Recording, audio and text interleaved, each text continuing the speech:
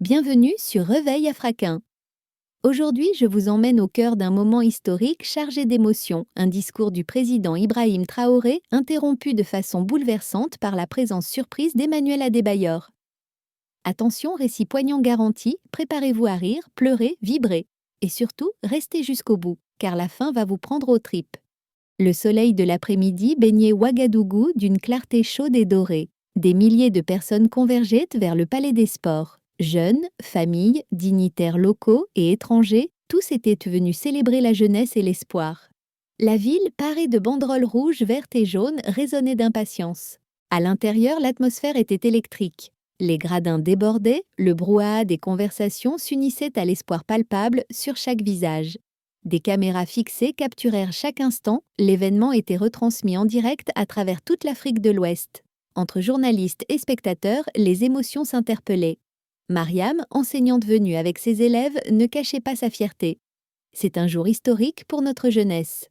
Sur la scène, un écran géant affichait en lettres capitales « Héros qui inspira la nouvelle Afrique », flanqué de portraits de Thomas Sankara, Patrice Lumumba, Kwame Nkrumah, autant de symboles d'un continent fier, résilient et tourné vers l'avenir. Dans les premiers rangs, une femme âgée, la mère d'Ibrahim Traoré, fixait la scène en silence.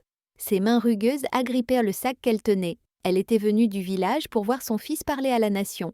Les larmes retenues témoignaient d'une fierté immense. Partout, des jeunes brandissèrent des pancartes. La jeunesse avec Traoré pour une Afrique libre, notre avenir est entre nos mains. Isouf, étudiant, s'exclamait « Maintenant, nous croyons en notre pouvoir collectif. C'est ça, la révolution invisible. » À 15 heures, tout se tut. Le maître de cérémonie solennel annonça « Mesdames et messieurs, le président du Faso, le capitaine Ibrahim Traoré. » Un tonnerre d'applaudissements accueillit le plus jeune chef d'État au monde, 34 ans, symbole vivant d'une génération prête à tout pour son destin. Traoré, en uniforme impeccable, gravissait les marches avec assurance. Il salua respectueusement l'auditoire. Les acclamations redoublèrent. Il attendit que le silence revienne, jeta un regard vers sa mère, un échange muet, lourd d'émotions.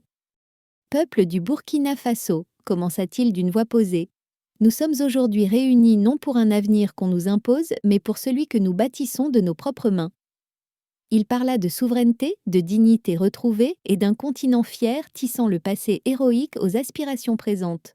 Nos héros, ce ne sont pas seulement ceux des livres d'histoire, ce sont les mères au petit matin, les enseignants dévoués, les agriculteurs qui font renaître le désert.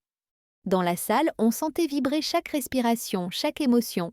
Puis, au fond, un mouvement discret, presque imperceptible. Une silhouette essaya de passer inaperçue. Casquette, lunettes, démarche assurée, un murmure enfla. Une caméra pivotante zooma. Sur l'écran apparut un visage familier. « Adebayor » murmura quelqu'un. « Oui, Emmanuel Adebayor » confirma un autre. La légende vivante du football africain, ex-attaquant d'Arsenal, Manchester City, Monaco, Real Madrid, venait d'entrer incognito. Traoré s'arrêta net, suspendit sa phrase. Tous les regards se braquèrent sur l'écran puis sur la scène. Le footballeur togolais, pris de court, esquissa un sourire respectueux. Le président, lui, transparaissait une émotion rare, presque bouleversante. Il s'approcha du bord de la scène. Le silence était mortellement dense, chaque seconde semblait figée. Les caméras scrutaient chaque micro-expression. Dans les salons, les bureaux et les cafés, les téléspectateurs retenèrent leur souffle. Les journalistes chuchotaient, intrigués. Pourquoi ce soudain arrêt? Que signifie cette présence inattendue? Arantaino. Au centre de la scène, Traoré reçut un micro. Sa voix trembla, il ouvrit la bouche. Cet homme, il m'a sauvé la vie, et il ne le sait même pas. Une onde de stupeur traversa l'audience. Les journalistes, en vésodescent sur la salle, se redressèrent instantanément. La mère, dans les tribunes, la main sur la bouche, témoin muette d'un miracle inattendu. Aujourd'hui, nous parlions de héros, mais aujourd'hui, je veux rendre grâce. Monsieur Adebayor, voudriez-vous monter ici?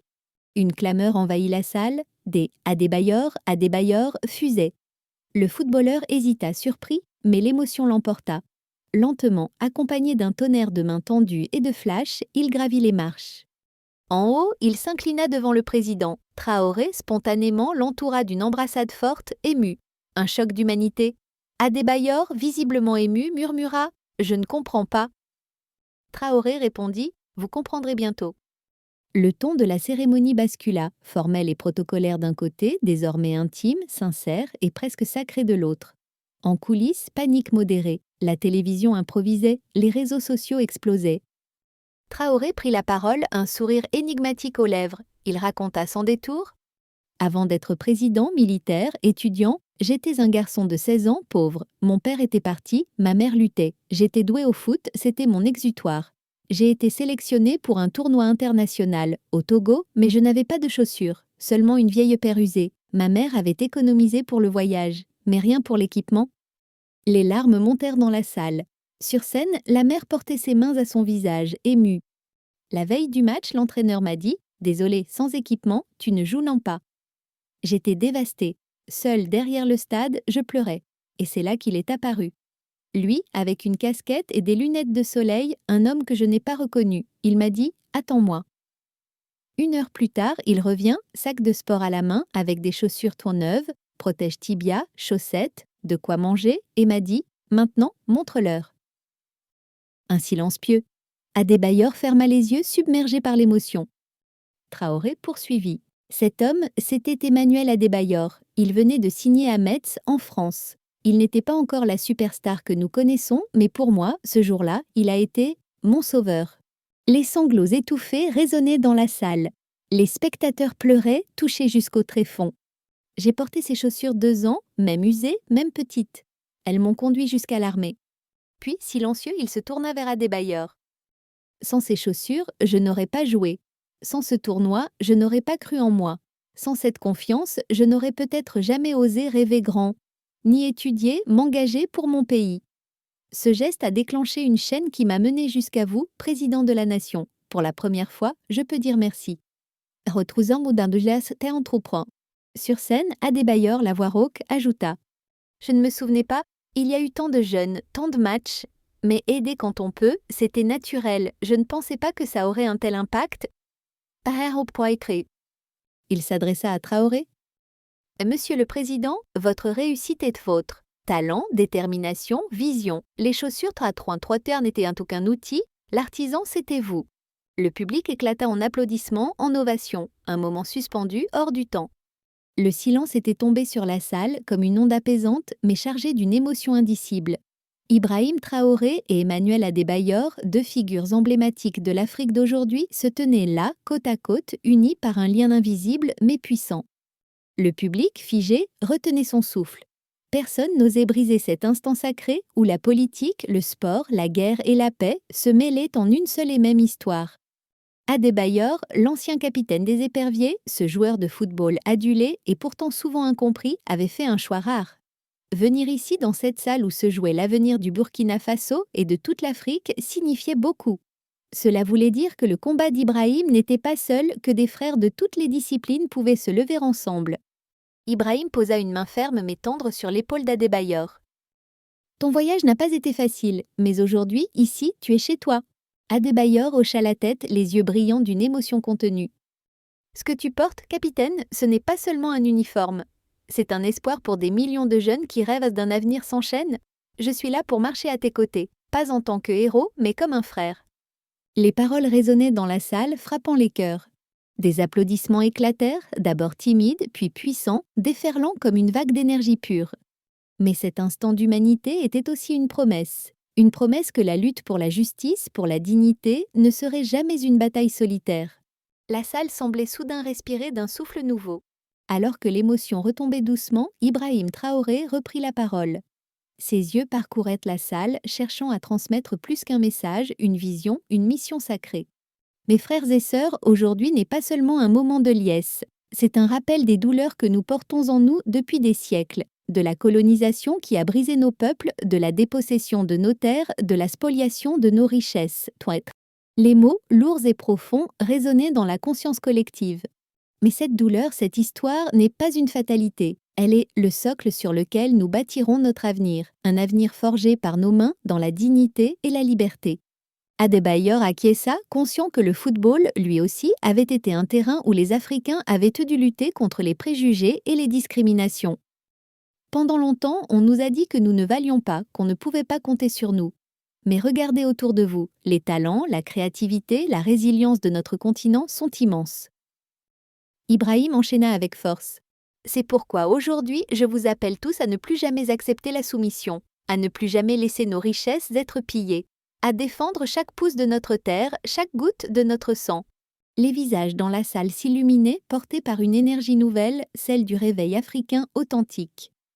Adebayor, debout à côté d'Ibrahim, leva le poing en signe de solidarité.